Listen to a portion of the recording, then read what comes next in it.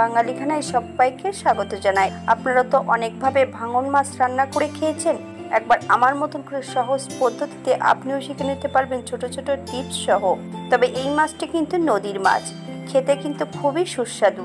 আজকে আমি রান্না করব সম্পূর্ণ পুরনো দিনের পদ্ধতিতে। রান্নাটি করা হবে শিলে বাটা মশলা দিয়ে। তবে আমার বাড়িতে কিভাবে পুরনো পদ্ধতিতে ভাঙন মাছ রান্না করা হলো, চলুন সেটা একবার দেখে নেওয়া যাক ভিডিওর মাধ্যমে। আজকে আমি রান্না করব গুড়জল মাছ অথবা ভাঙন মাছ। আমাদের এখানে এই মাছটিকে ভাঙন মাছ বলা হয়। তা আমি আজকে এখানে গোটা একটা ভাঙন মাছ নিয়ে নিয়েছি। মাছগুলোকে বেশ সুন্দর করে কেটে ধুয়ে পরিষ্কার করে রেখেছি। মাছ এবং সবজি দিয়ে একই সঙ্গে নুন হলুদ লাগিয়ে নিতে হবে, তবে আপনারা আলাদা করেও লাগিয়ে নিতে পারেন।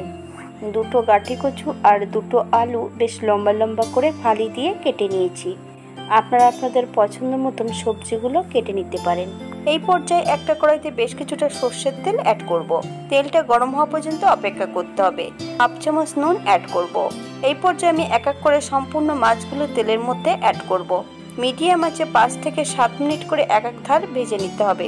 যদি হাই ফ্লেমে মাছগুলো ভাজা হয় তাহলে উপরের অংশটা ভাজা হবে, ভেতরের অংশটা কিন্তু কাঁচা থেকে যাবে। এই পর্যায়ে একটু সময় নিয়ে আমি ধীরে ধীরে মাছগুলো ভেজে নেব। তবে আপনারা আপনাদের পছন্দ মতন মাছগুলো ভেজে নিতে পারেন।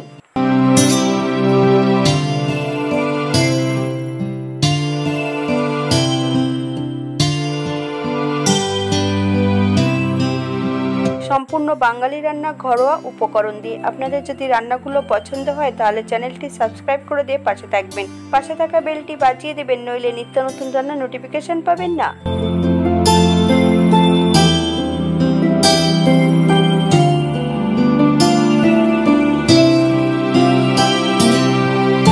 এই পর্যায়ে সম্পূর্ণ মাছগুলো তেল থেকে তুলে নিতে হবে।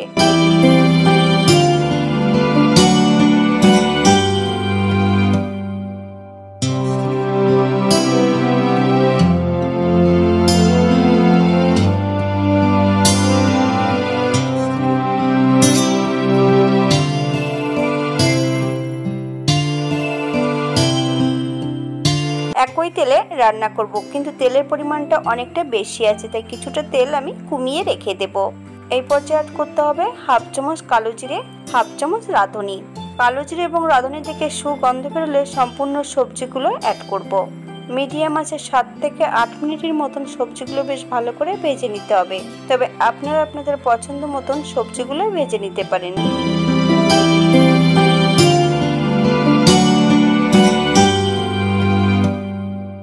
এই পর্যায়ে অ্যাড করব বেশ কিছুটা কাঁচা পাকা লঙ্কা, ফালি দিয়ে রেখেছি, সম্পূর্ণ লঙ্কাটা অ্যাড করব। এই পর্যায়ে অ্যাড করব 1 চামচ আদা জিরে বাটা। আপনারা যদি পছন্দ করেন তাহলে পরিমাণে বাড়িয়ে দিতে পারেন। হাফ চামচ হলুদ গুঁড়ো, হাফ চামচ নুন। আপনারা স্বাদ অনুসারে নুনটা অ্যাড করবেন। মশলা এবং সবজি সহ 3 থেকে 4 মিনিটের মতন মিডিয়াম আছে আবারও আমি নেড়ে চেড়ে নেব। তবে মশলা যত বেশি ভালো ভাজা হবে খেতে কিন্তু ততটাই সুস্বাদু হবে।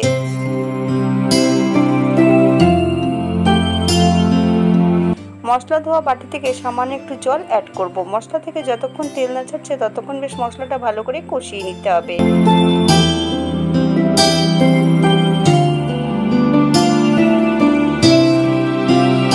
এই পর্যায়ে মশলা থেকে তেল ছেড়ে দিয়েছে। গ্রেভির জন্য আমি 2 বাটি জল অ্যাড করব। আপনাদের যতটা গ্রেভির প্রয়োজন ততটাই আপনারা জল অ্যাড করতে পারেন। 7 থেকে 8 মিনিট বেশ ভালো করে ফুটিয়ে নিতে হবে।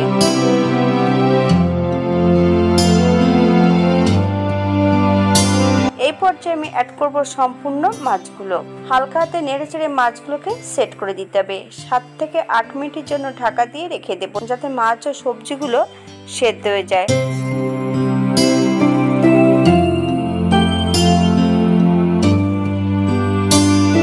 আট মিনিট পর এই পর্যায়ে আপনারা একবার চেক করে নেবেন যে নুনটা হয়েছে কিনা।